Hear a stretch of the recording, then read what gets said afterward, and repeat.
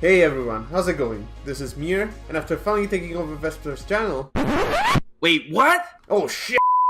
So, first order of business is to talk about the anti-air changes in Arcade Edition, and then address the infamous anti-air lights controversy. Anti-airs and jumping attacks got a number of significant changes with the Arcade Edition patch. Moves that were supposed to work as anti-airs got buffed, while most anti-air lights were nerfed, and most heavy jump-ins were buffed as well. This means that to anti-air heavy attacks, you have to use your dedicated anti-air normal or anti-air special move. A small disclaimer first about hitboxes and hurtboxes. A hit happens when the hitbox of a move touches the hurtbox of the opponent, and hurtboxes change dynamically based on what your character is doing, like performing an attack, jumping, even standing still. So moves with hitboxes that extend past the hurtbox tend to be really good because they will win more often than trade. So this is extremely important when you're looking for anti-airs.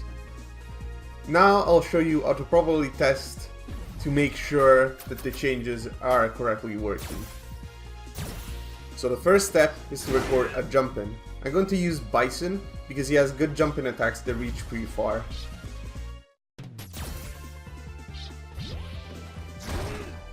Make sure that the attack hits you while crouching. This is important for the test later on. For the purpose of this video, we will use a hard jump in, and then we will test a cross-up attack. Those usually have worse hurtboxes compared to regular jump-ins, so that means they will be easier to anti-air, which again will come into play later. Now put yourself at a distance where the jump-in doesn't whiff. This is again important to prove that the anti-air is working correctly. Now check all of your normals and see what can beat the jump-in cleanly without getting counter hits. If the jump-in is very deep, you will probably get a lot of trades, but the problem with deep jump-ins like these is that it's easy to stop them early with far-reaching moves.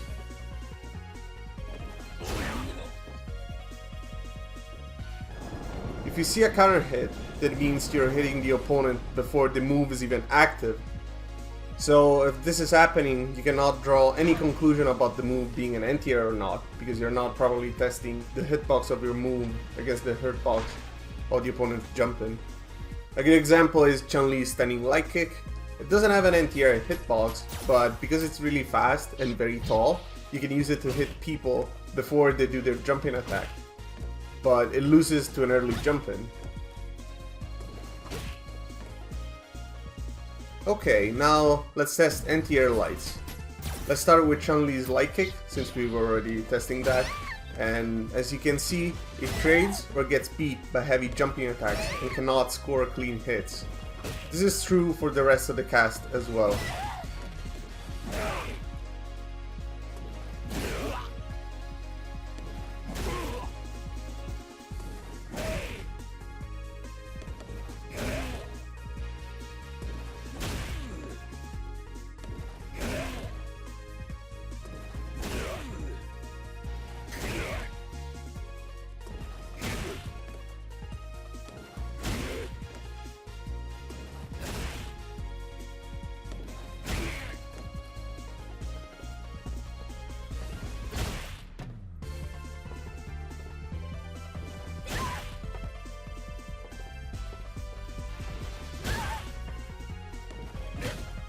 As you can see, Zangief is another character with a very tall light punch hitbox, similar to Chun-Li's light kick, and you can hit opponents earlier than they expect and score a counter hit, but when it comes to beating an active jump-in, it can only trade at best.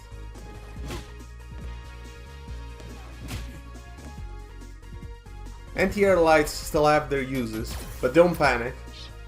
Certain lights might have good enough hitboxes that, although they're not a proper anti-air hitbox, allow you to beat certain jump-in attacks with bad hurtboxes of their own. This mainly applies to cross-ups, and having a light attack that can hit above your character's head is especially useful for this. You can also use them to beat poorly timed jump-ins.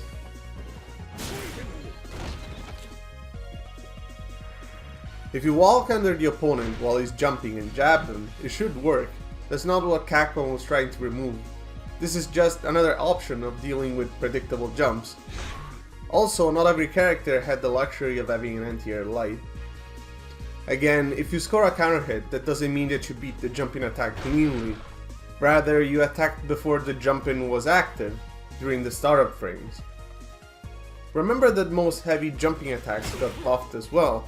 Some characters used to have very bad jump-ins, but with the new changes, they will be more reliable.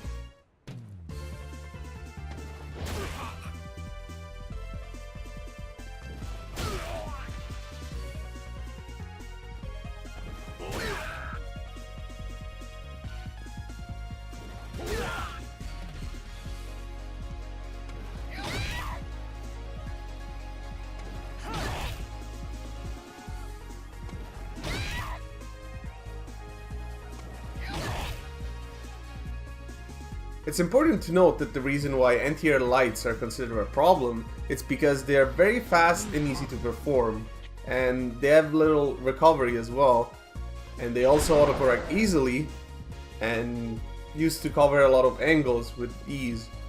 You could do them after whiffing big moves like heavy attacks and special moves and still get anti-airs, so that made the anti-air game extremely mindless.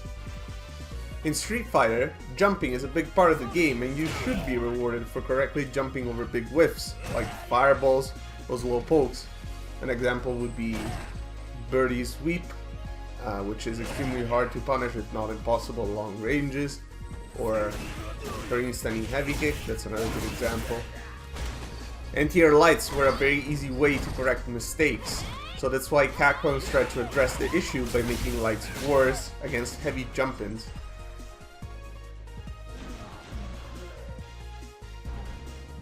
Since anti-air lights are gone, what can we use now?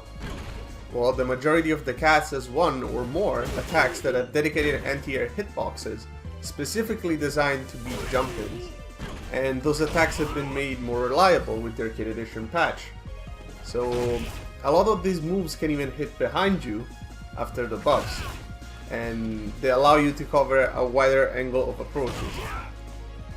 So, in conclusion, light attacks don't work against a properly timed jump-in anymore. For example, if someone jumps over a fireball and you just have the time for a light, you will probably get stuffed, or at best, trade. Light attacks work if you can catch your opponent off guard in the startup frames of their jumping attack, but at the same time, any move can work. It's just that lights are very fast, so it's easier to use them instead of a slower normal. In general, it's a bad idea to rely on light anti-airs in Arcade Edition, because of the various changes across the board to light attacks and heavy jump-ins. It is much more important to get used to your dedicated anti-air buttons, as they will be more reliable now. The difference being that you won't be able to mindlessly anti-air anymore, because most of these normals are slower, being mediums or heavies. Hope this cleared up some of the confusion around anti-airs in Arcade Edition.